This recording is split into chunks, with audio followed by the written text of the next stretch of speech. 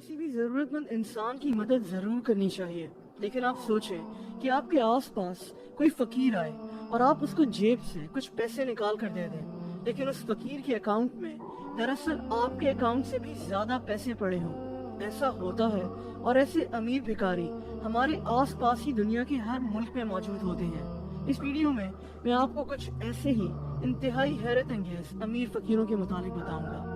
पहली कहानी लबनान की एक भिखारन फातिमा उस्मान की है। ये औरत लबनान के शहर बैरूत की सड़कों पर भीख मांगती थी। मई 2018 में इसकी मौत हो गई और इसके मरने के बाद लबनान की पुलिस को एक शॉक लगा। बरतानवी अखबार मेल ऑनलाइन के मुताबिक 52 साल फातिमा के पास $3,500 जितनी रकम कैश में मौजूद थी, यानी तकरीबन 5 लाख रुपए। लेकिन पुलिस को असल शॉक तब लगा जब इनको फातिमा के बैंक अकाउंट में $1.1 मिलियन जितनी रकम पड़ी हुई मिली, यानी ये औरत दरअसल करोड़पति थी। ये औरत लबनान की सिविल वॉर में माजूर हो गई थी और फिर ये लबनान के कैपिटल बैरूत की सड़कों पर भीख मांगना शुरू हो गई और भीख मांगते मांगते इसने इतना सारा पैसा कैसे इकट्ठा कर लिया ये कोई नहीं जानता। फातिमा की कहानी मीडिया में काफी मशहूर हुई थी।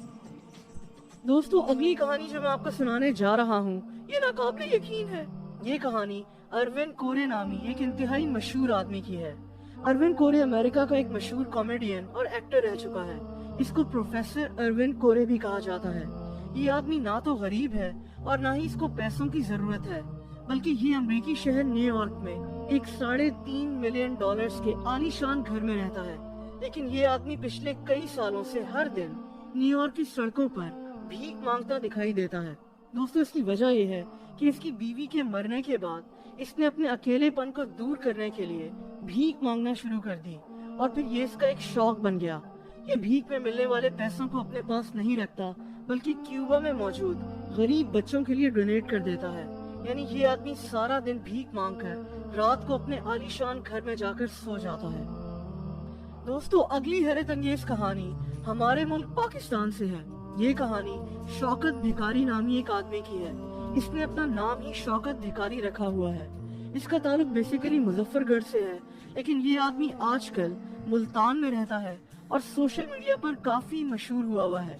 शौकत के मुताबिक इसने मैट्रिक तक तालीम हासिल की, लेकिन फिर कोई नौकरी ना मिलने पर इसने भीख मांगना शुरू कर दी और इसका दावा है कि आज ये पाकिस्तान के अमीर तरीन भिखारियों में से एक है।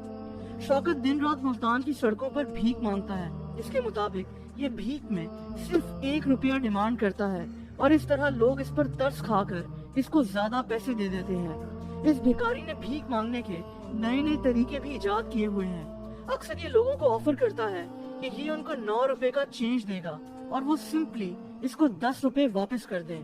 दोस्तों, शौकत के मुताबिक ये रोजाना $1,000 भीख में हासिल कर लेता है, यानी महीने के $30,000 कमा लेता है। लेकिन बात यहाँ खत्म नहीं होती। इसके मुताबिक मुल्तान में बोहर गेट की हबीब बैंक की ब्रांच में इस भिखारी का अकाउंट है जिसमें $12 लाख रखे हुए हैं। इसके अलावा इसने तकरीबन $1 लाख की अपनी इंश्योरेंस भी करवाई हुई है और ये हर महीने इंश्योरेंस के लिए भी पैसे भरता है। अब आप सोचें कि अगर आप मुल्तान में रहते हैं तो शायद आपने कभी इस आदमी को पैसे दिए हों, जबकि इसके अकाउंट में शायद आपके अकाउंट से भी ज्यादा पैसे पड़े हों।